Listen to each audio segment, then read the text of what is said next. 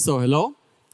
I'm Holger Mannweiler. I'm founder and CEO of MetaBrewSociety, and thank you for the introduction, Tony. Indeed, we are the first Web3 beer company. We are the first company that combine all these buzzwords like blockchain, crypto, NFT, metaverse with a real-life brewery, and we brew real-life beer. And we have sold about 1,040 by now NFTs at a price of $1,000. So we raised about $1 million or €1 million. It's almost the same right now. And we have a very stable, very loyal NFT holders community. We have about, we can see it here, we have about 650 by now owners of these NFTs that own those 1,040 NFTs. And every NFT holder is part of this project and is able to actually get a lot of benefit from that. So in this case, the NFT is not only a JPEG, it's not a PFP project. The NFT is a contract on the blockchain, what an NFT actually is. And if you own that NFT, you get the following benefits. You receive an annual beer allowance of 240 cans of beer. So every year we are in existence in the future, you will receive 240 cans of beer from us shipped to your home for free. So you pay $1,000 initially, and for the rest of your life, if we're around for that long, and that's our plan, you will receive 240 cans of beer sent home for free. And you choose what type of beer it is.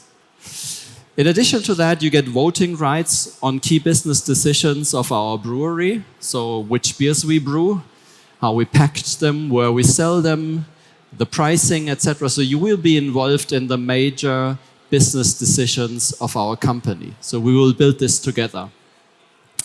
You will get 30% discount for buying additional beer in our online shop. You have exclusive access to festivals that we do. We do one festival in autumn. We call it September Fest. We have it at our brewery in September. It's a 3-day free beer for everyone beer festival, very similar to Oktoberfest, but it's in our brewery. In spring, actually, end of April, we're doing our Spring Fest in Las Vegas. It's for our American holders, but every German holder or every European holder or every holder actually can attend it as well. So we're doing a 3-day free beer festival in Las Vegas. So these are basically the two events where you get free access if you hold the NFT. In addition to that, we have a referral program. So it's a win-win situation there. We involve our NFT holders community as salespeople into our business development. So if you as an NFT holder bring us a new customer, you receive a kickback of 20% of all revenues we make with that customer that you bring to us for life. So this is a win-win. You can make passive income by acquiring customers for us. We grow if you as an NFT holder bring new customers to us. So this is the approach here. And we're currently about to build a digital twin of our brewery for the metaverse so that every NFT holder can actually have a virtual brewery tour and that basically every customer will get a shopping experience, beer shopping experience that is not there yet. The idea is basically that you come into a virtual brewery, that you receive lots of information about the beer. So our brewer is in a video talking about the brewing process, etc. So you get information, what ingredients we use, where they're sourced, how we brew the beer. And then you get information about the beer itself with sommelier reviews so that you can get a very good understanding of how the beer is going to taste like that you will hopefully buy then. By the way, these are photos of our brewery. Our brewery is located in Bavaria. It's a pretty big brewery. It has an annual production capacity of 100,000 hectoliters, which translates into 10 million liters or 30 million cans. So it's a brewery of significant size, and we're going to fill it in the next couple of years. We also have a gold pass, which is worth 10 NFTs. And for that gold pass, every holder of the gold pass can have his own beer brand on the label. So we actually co-brand the beer. So this is great for agencies. It's great for if you want to run an event or something like that, or if you have your own brand and you want to have merch, beer as merch. We create a label with you together, and you receive the beer branded for your brand for the equivalent of 10 NFTs. Our NFT holders community not only is a community, but it is for us is also a focus group. So it helps us to better understand what products fit the market, how we price them. They even help us to do product innovation. So we create a lot of ideas, generate a lot of ideas for new products out of the community. And then we ask the community to help us decide which products we should get to market and actually understand what the best product market fit is, how we should approach marketing, etc. We're managing our community in Discord. Currently, it's a token-gated access part where the holders only have access, where we do the votes, and where we actually get the information back from the holders on our products, on our strategy, on our beers. If you think in terms of market research and in terms of focus groups, a typical focus group size, something like 20 people. We have focus groups of more than 20 people in almost 20 countries because our NFT holders community is spread over more than 40 countries. So we ship beer in more than 40 countries.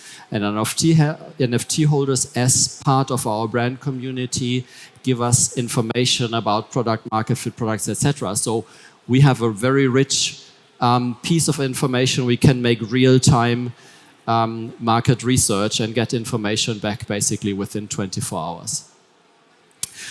These are some impressions from Twitter after the first shipment that we made to our NFT holders. So we launched in September. We sent the first allowance, 60 cans per NFT holders. We sent out in November and December. And these are just some examples. So we ship beer to the United States, to Canada, to Australia, to almost every European country. And the feedback was overwhelming. So the people were celebrating that on social media, and which actually also gives us a very nice reach on all these channels. Not only are we trying to do innovation in terms of marketing the beer and in terms of funding the whole company, but we also do innovation on the beer side itself. So idea is basically come up with beers, also the traditional beers, obviously. I mean, this is what a lot of our NFT holders like and have bought into the project. The traditional Bavarian beers, craft beer style, craft beer quality. But we're also going to do beer innovation. So we're going to do a Bavarian interpretation of the pale ales. And the Bavarian interpretation that we see is basically, it still has the fruity, hoppy notes, but at the same time, it has that sweetness of Bavarian beers so that you can drink a lot of it. And that is basically our German interpretation of the pale ales. We're going to have that with normal alcohol, but we're also going to have that with just half alcohol, so 2.5%, which is going to replace the Radler. It's a beer with very low alcohol, still very fruity, still hoppy, but it gives you actually a sugar-free drink with just the alcohol content of a Radler or any other mix. But we're also going into non-alcoholic brews, and we're going to do a lot of innovation there with the ideas such like a gluten-free beer. We're going to have a gluten-free beer with alcohol, but also without. But the approach there is also craft beer style. So we want a beer that is gluten-free but still has 100% taste, which is something which you rarely find in the market currently.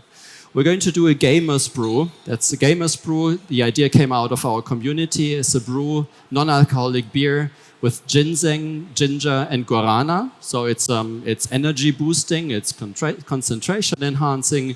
It's targeted to that gamers community.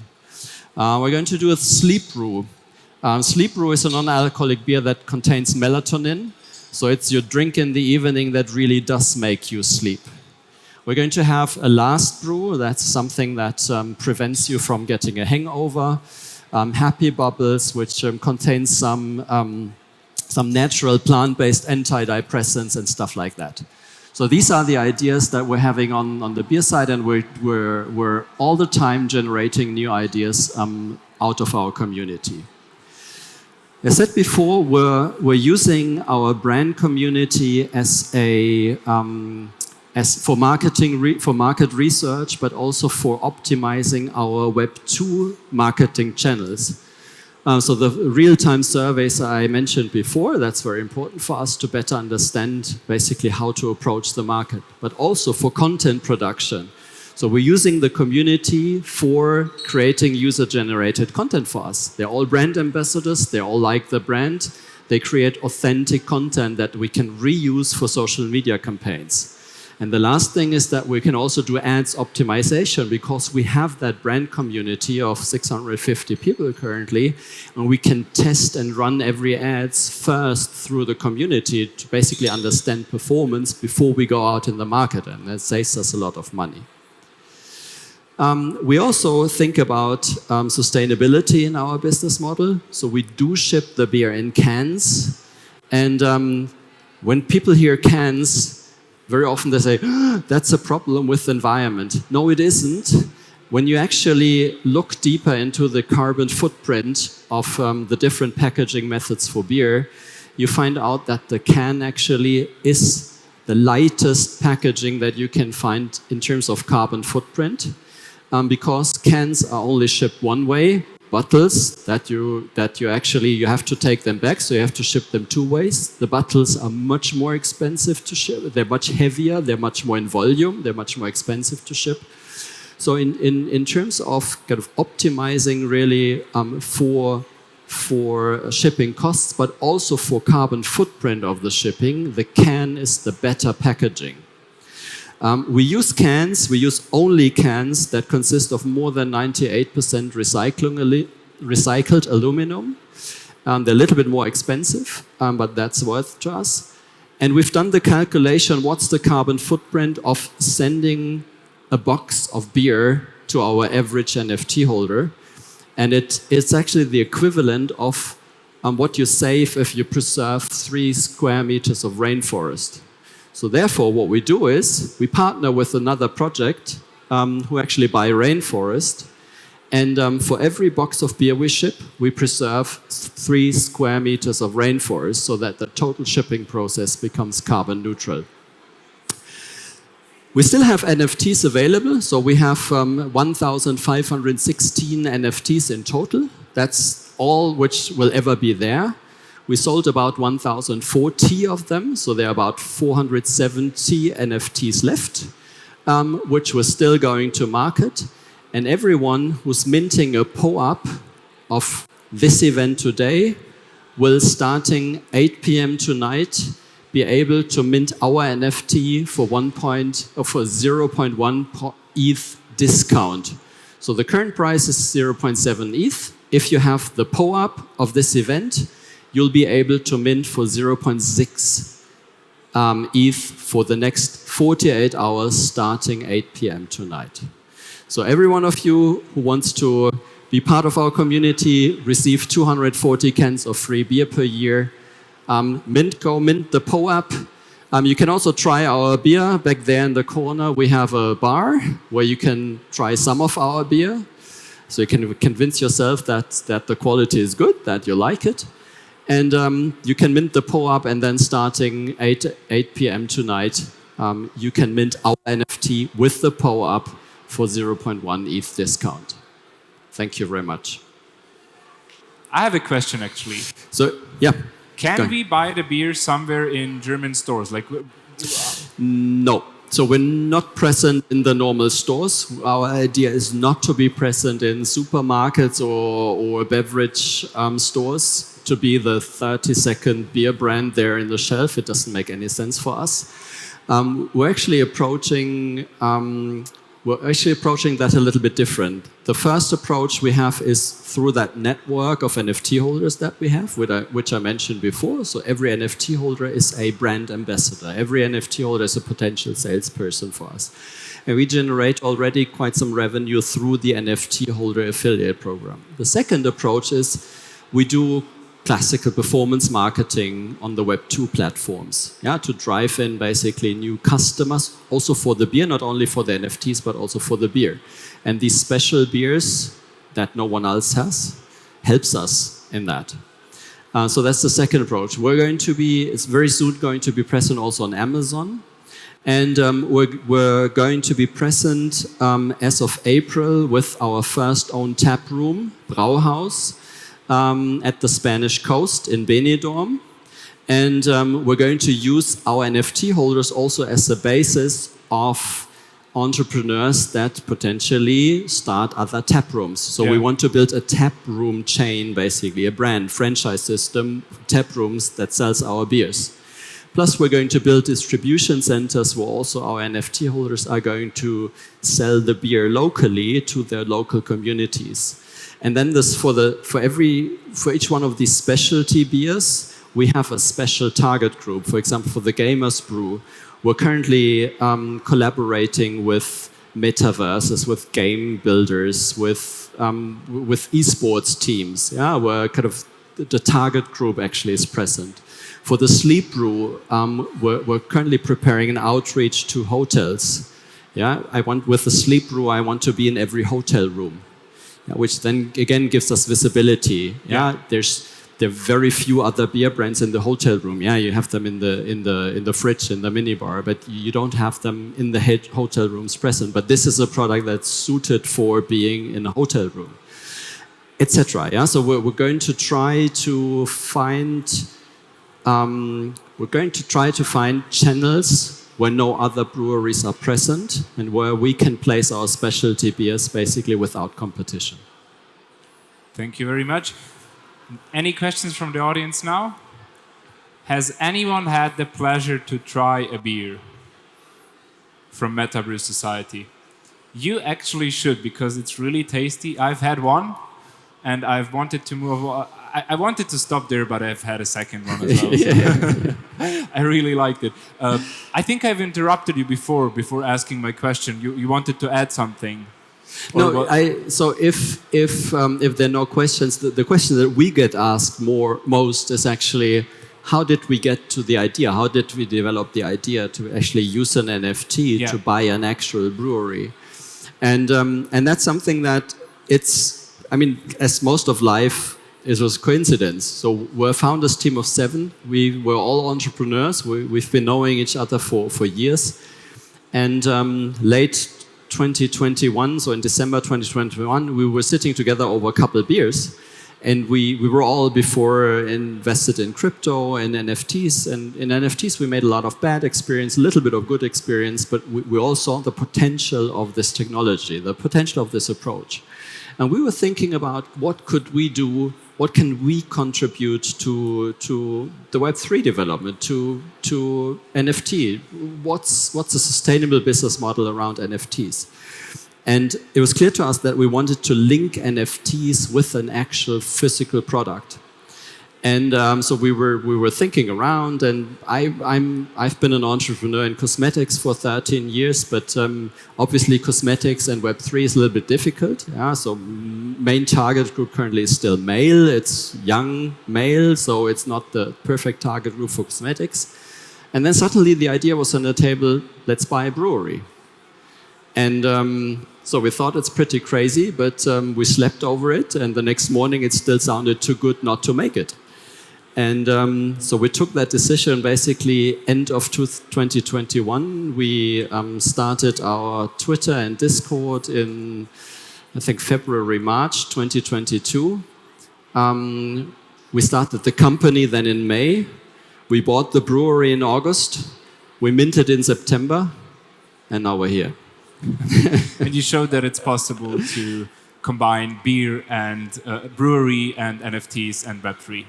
Absolutely, yeah, absolutely. And so we came out of nowhere. We sold 1,000 NFTs. We raised $1 million with it. Actually, in the worst time of the market, last September, it was really kind of the high time of the bear market. We still sold 1,000 NFTs at $1,000. Yeah. And so I think it worked quite well. Well, thank you very much, Holger. Thanks a lot. It was a pleasure to have you here.